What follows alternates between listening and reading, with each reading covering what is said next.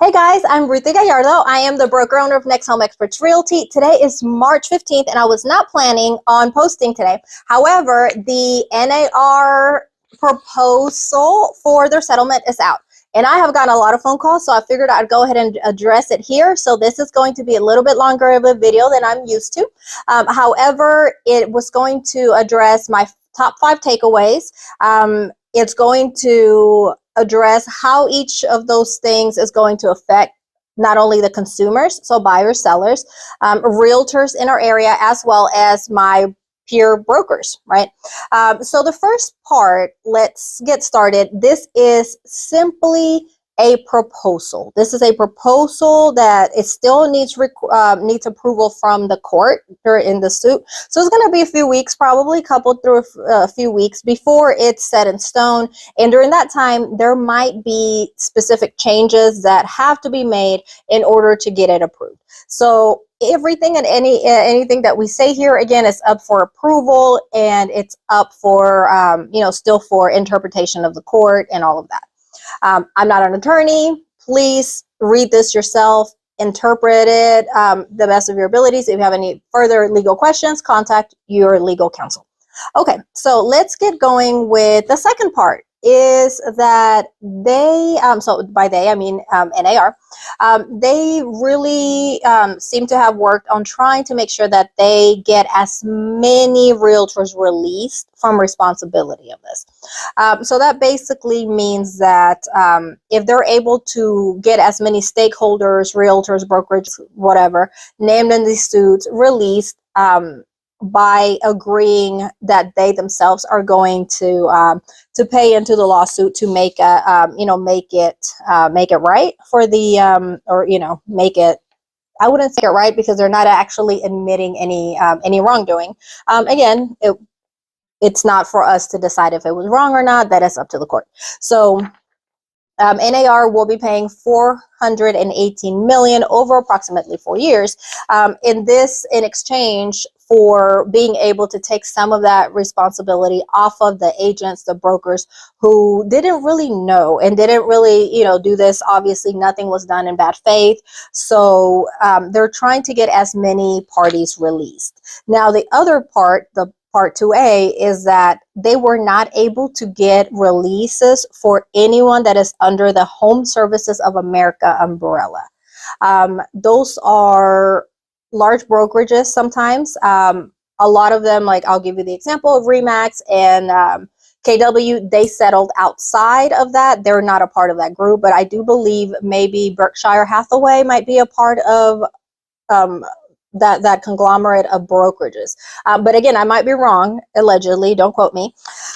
So those agents, those brokers will not be released through this settlement because they're still going through their own settlement process. So please know that.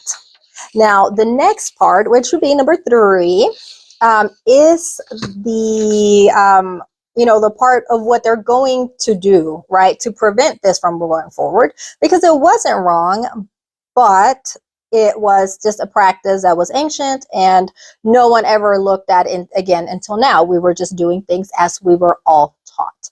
So with this part, in addition to the financial payment, NAR has agreed to put in place a new MLS rule prohibiting offers of broker compensation on the MLS.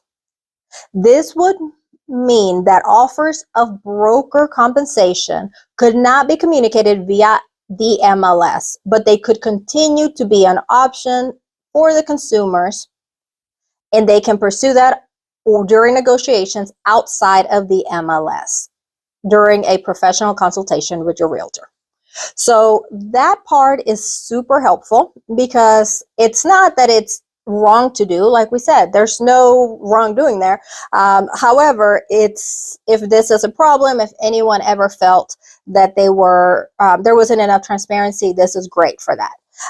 Now, the next thing, so it's number 4, that part, they're also agreeing that moving forward, buyer's agents will be required, not suggested, not if you feel like it, required to do a buyer-broker agreement in writing. for every single transaction. Now, in Oklahoma, I feel like we're a little bit ahead. We do require that. It's just how people do those that is a little bit different. Now, our very last part is where I really feel proud of my agents because I already do this, and I really feel is going to open our conversations on how this affects the three different groups within real estate. So, further, NAR agreed to enact a new rule that would require the MLS participation, MLS participants to do a buyer broker agreement. Okay, now the reason why you want to do this, it's because a buyer broker agreement, as you know, again, I didn't make this up. This I've always preached this, but a buyer broker agreement allows the consumer to understand exactly what services and value they will be provided by their agent and for how much, right? What is the cost? So that is, to me, that is awesome. And again, nothing would actually happen until mid-July 2024. Now, let's get into, now that we've gotten through the exact pieces, let's get into how this affects the different groups. Okay, so for the consumer, this is great. It's just more transparency. A lot of us were already actually following these rules. We were already being overly transparent in a it just in a way of making sure that that's, again, a lot of us, that's just how we do business. We're transparent people, we're transparent companies, and that's just what we do. That's how we train our agents, and that part is great. So as a consumer, I really think that this is not going to change a lot for you. However, it is going to allow you to just peek behind the curtain a little bit so that you can kind of see how all of the money, right, that we make is where it's going, what services you're being provided to, for us to earn this. On the seller side, it'll be good because we already tell our sellers, like, hey, this is, how much we charge. Again, every agent charges something different. We do not price fix. So based on the property, based on the effort, based on the marketing, every agent's commission will differ. So for example, we go in, we talk to the client, we let them know what our commission is, and from that, we usually let them know how much of that we're going to split with the buyer's agent. Where this changes is not that the commission changes, is that now the seller gets to say, which has happened to me before, so I'm really glad we're doing it like this now. I've had people that say, you know what, I'm glad to pay that amount, but I feel like I'm hiring you. You're doing the majority of the work. If it's going to help sell the house, of course, I don't mind if you split that amount with the other side, but I want you to keep the majority. And in a lot of cases, we've had to say, well, no, we have to do half and half because of some companies that no longer require that, used to train us that way, right? Where it's like, well, even though, yes, I'm paying for the pictures as the listing agent. Yes, I'm doing all of the open houses. Yes, I'm doing all of this work. Still, you have to pay the same amount to the buyer's agent. That's no longer on the table, and it's so far, in 2024, we haven't had any issues doing it that way, and our sellers have been extremely graceful and always, looking at it like, hey, you're doing a job, and if it's going to help, you're willing to split your commission with someone to help me sell my house quicker, that's phenomenal. So they, that doesn't change. Sellers, I feel like that's a really good way, not only to continue to make sure that your property moves quicker and that your agent feels extremely appreciated, right? So as a seller, that's great. Now, for the buyers, what does this mean? For buyers, it means that there's a potential that you might have to pay your realtor because the seller might as well say, you know what, I'm in no rush to sell it quickly. I want to compensate you, and I want you as my listing agent to keep all of the commission. If the buyers want commission, if the buyers want to use someone other than you as my listing agent, they're welcome to pay, right? So as a buyer, I still highly, highly recommend that you utilize your own agent. Why shouldn't you just go with the listing agent? Well, they're hired, by they're hired by the seller, which while, we legally are required that when we're representing both sides in Oklahoma, we are allowed to represent both sides. We've then become more of an advisor, right? We marketed the property. We did all of our duties on the listing side. Once we're handling both sides of the transaction, now we become an advising party. We do not go too far either direction for either. We're just taking your ideas, what you want, and presenting it. We're a mediator, right? Until we reach an agreement, rather than fully going in with no regards to fight for you. It is just the law. We can't say, well, I work for the seller, so I'm going to advocate more for them. That's not the case. However, it still makes sense for you to have the person that is going to be working solely for you, and not just in a mediator spot, in an actual representative state. So while a lot of you might think like, I'll just use a listing agent, there have been, previous to this lawsuit, there have been a lot of issues with people utilizing the listing agent and not feeling like they got a fair shake because they were expecting someone to go in and fight for them. And when you're using the same agent on both sides, it's, like I said, it's a mediation versus an attack. Not that we attack each other. We're not, it's not that cutthroat of an industry. But if you know what I mean. You want somebody that's like full on, no questions asked, freely to advocate for you 100%. And once we have both sides, we're not free to do that anymore. We are simply mediating and making sure that everything is compliant, legal, and that it's a win-win for everybody. But it's no longer that, I would say unhinged. It's no longer that full representation that you get when each of you has your own agent and we're just negotiating against each other. And it's a really fun, amicable thing that we do, but we still really fight for you on each side. So I still recommend that you budget or figure out a way to make sure that you continue to be able to have your own agent.